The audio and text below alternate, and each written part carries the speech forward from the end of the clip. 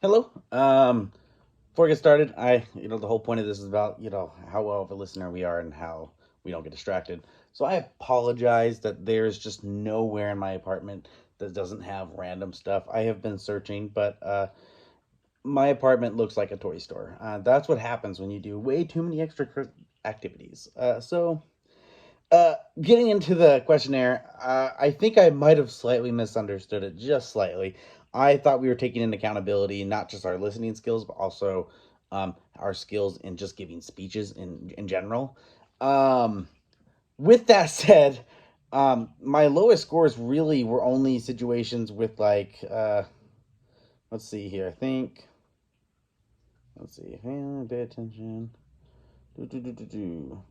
Basically, I didn't really have any like drastically low scores. It was mostly like the sometimes areas, and so with the sometimes spots, like losing situations like with mental, like not staying on task mentally. I wouldn't, when it comes to listening, I wouldn't say that I'm very bad. I mean, maybe if I'm having one of those days where you just have so much going on, but I usually try to make sure I focus all my attention on whoever's speaking.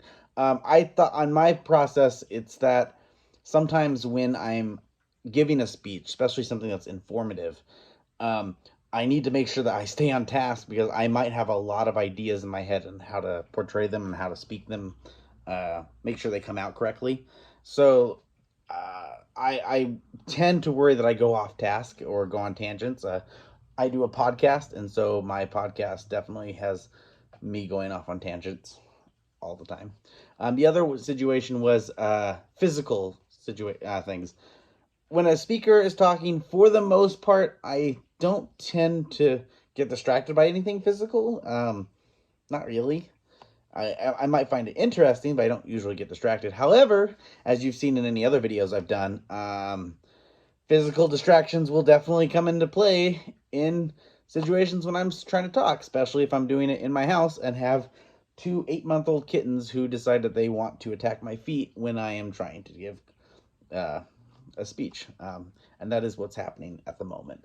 But um, so physical stuff that kind of can happen. Other than that, I think I'm pretty good listening. My score overall was a 72, which is technically considered good listening, but it's like just above the mark because below 70 is like bad, like you need to work on your skills, and I'm like 72 and I'm like, that's like saying I guess you made it. And so I'm not sure if I entirely agree with that, but again, I also was misunderstanding it. I was believing that it was also not just talking about your listening skills, but also your communication, your ability to speak to the audience. I definitely know when it comes to listening that I never have issues when approaching people's speeches. Like, I don't try to have ulterior motives or thoughts going into it because that, to me, I think that's not really fair to the person. I think you should always listen to what they have to say.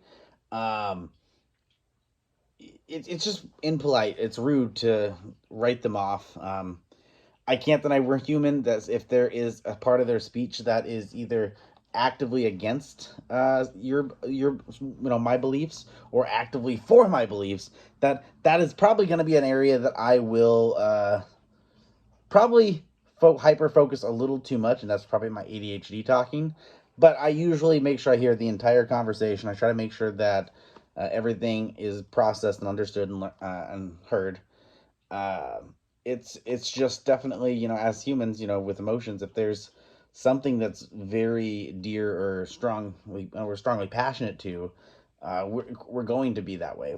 That's as humans are. But other than that, I don't know. Like I said, don't know if I fully agree with my score, but I also think I didn't fully do the score correctly because I didn't fully understand it correctly, apparently. But other than that, I think I'm a pretty good listener, and I think I'm, yeah.